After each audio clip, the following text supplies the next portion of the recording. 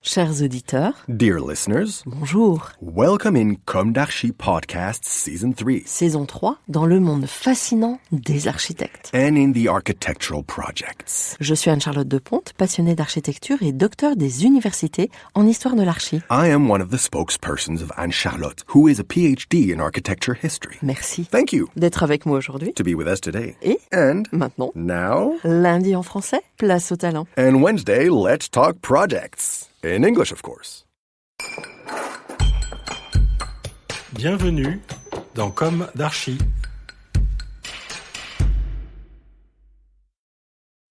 Chers auditeurs, ravi de vous retrouver aujourd'hui en compagnie de Françoise NTP. Bonjour Françoise. Bonjour Charlotte. Bienvenue dans Comme d'Archi. Vous êtes architecte et à la tête de votre propre agence, laquelle porte votre nom.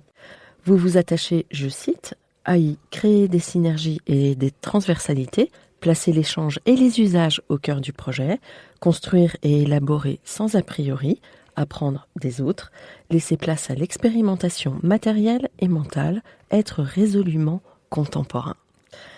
Auparavant, vous êtes passé par des agences emblématiques, Nicolas Michelin et Van Gepel, et puis François Seigneur. En 2000, vous vous associez à Aldrich Beckmann, et en 2018, vous fondez votre propre structure. Alors, ça fait quand même beaucoup de temps avec Aldrich Beckmann, ça devait pas être évident, mais vous allez nous raconter tout ça, de refonder finalement votre propre agence. Et j'imagine que c'était par désir d'exprimer vos propres convictions en liberté.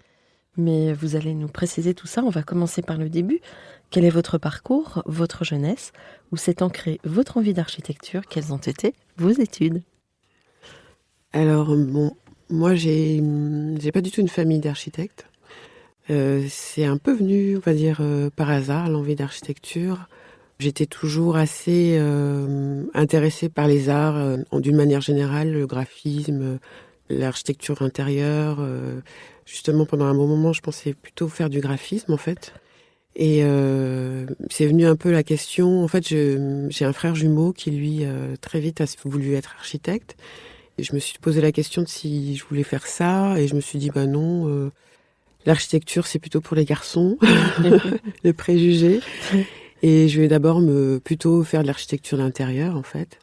Donc, je me suis inscrite après le bac au concours des grandes écoles d'art. Et au final, en fait, j'ai fait une prépa et j'ai voulu m'inscrire à l'école Camondo, qui est assez connue à Paris, dans le 14e. Et en fait, il m'est arrivé une petite histoire qui fait rire pas mal de personnes, c'est que je me suis trompée d'adresse. C'est-à-dire qu'à l'époque, on n'avait pas Internet, tout ça, j'avais regardé dans le bottin, enfin dans l'annuaire, et j'ai cherché l'adresse de Camondo. On m'avait dit que c'était boulevard Raspail, donc en face de la Fondation Cartier. Et en fait, je me suis inscrite sans le savoir à l'école spéciale d'architecture. Et donc, quand je suis arrivée le jour du concours, je me suis dit, c'est bizarre, je retrouve pas mes amis qui étaient en prépa avec moi, qui devaient être aussi au concours pour Camondo. Et puis, je me suis dit, bon, c'est pas grave, on verra. J'ai passé le concours haut la main. Et le premier jour où j'ai vu l'emploi du temps, je dis, alors là, c'est pas du tout ce que j'avais prévu. Et puis, en fin de compte, je me suis dit, finalement, je verrai si ça me plaît. Et puis, de toute façon, j'aurai toujours la possibilité de me spécialiser plus tard, alors que l'inverse, c'est pas possible. Et en fait, ça m'a plu tout de suite et je suis restée architecte. Voilà, c'est comme ça que ça a démarré, mais c'était vraiment sur un malentendu, les histoires de vie.